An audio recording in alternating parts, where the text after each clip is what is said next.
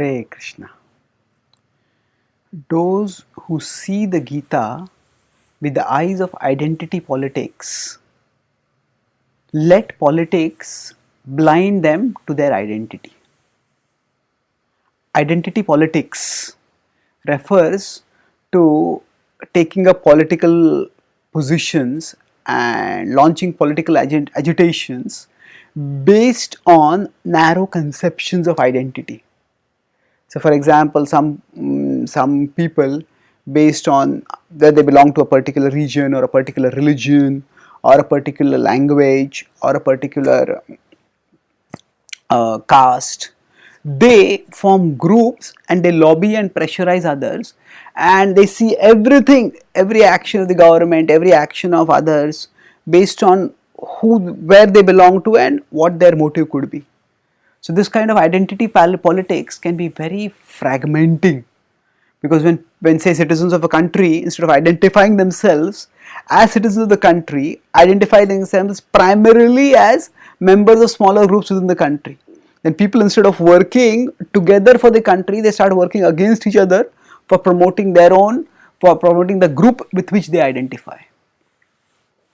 Now, people whose eyes are filled with this, whose eyes are covered by these spectacles of identity politics, even when they turn towards books of wisdom like the Bhagavad-gita, at that time they see it through such eyes of identity politics. So, for example, people who have been victimized by the discriminatory caste system, people who belong to the lower castes, when they study the Bhagavad-gita, they see it negatively as a book of Brahminical orthodoxy. They feel this is a book created by the Brahmanas to invest and keep power with themselves, and they in this way want to reject and criticize the Bhagavad Gita. But while seeing the Bhagavad Gita through the eyes of identity politics, they completely become blind to the reality that the Gita never supports the discriminatory caste system, which labels people according to their birth. The Bhagavad Gita is very clear in stating in 4.13, Chaturvarnyam maya srishtam gunakarma vibhagashaha tasya kartaram apimam vidya kartaram avyayam. So Krishna says that Chaturvarnyam, the four varnas which comprise the division of labor in the society known as social order known as Varnashram, Brahman, Kshatriya, Vaishya, Shudra. How are they done?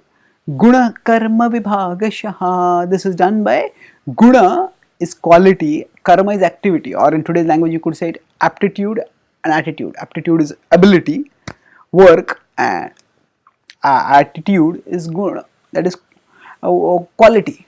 So that means basically this is a effective and productive way of division of labor, so that everyone can be engaged according to their natural abilities, and thus they can contribute and grow. They can contribute socially and grow individually. So the discriminatory caste system, which labeled people according to their births, that has come not from the Bhagavad Gita, but that has come from the neglect of the teachings of the Bhagavad Gita, where power-hungry people misinterpreted or misapplied the principles of Varnashram and arrogated to themselves powers and prestige just because they were born in higher families.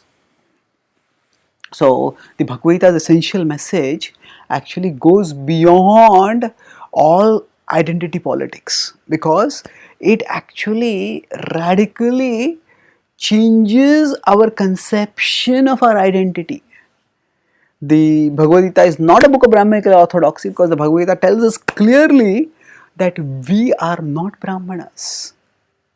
We at our core are spiritual beings, and as spiritual beings we are different from whatever varna our body and mind may have, whatever division we may belong to within the division of society as per Varnashram. Actually we are different, we are higher. Sve sve karmanya bhirataha samsiddhim labhate naraha swakarma nirataha siddhim yatha vindati tachrunu.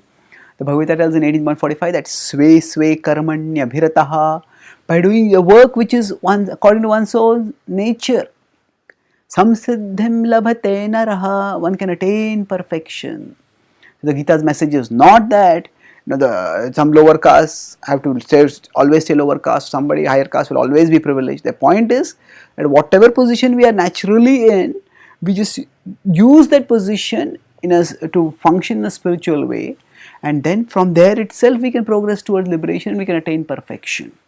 So this realization of our essential identity is the gift of the Bhagavad-gita, and by putting aside the eye spectacles of identity politics, we can actually go beyond politics and realize and relish our eternal blissful spiritual identity. Thank you. Hare Krishna.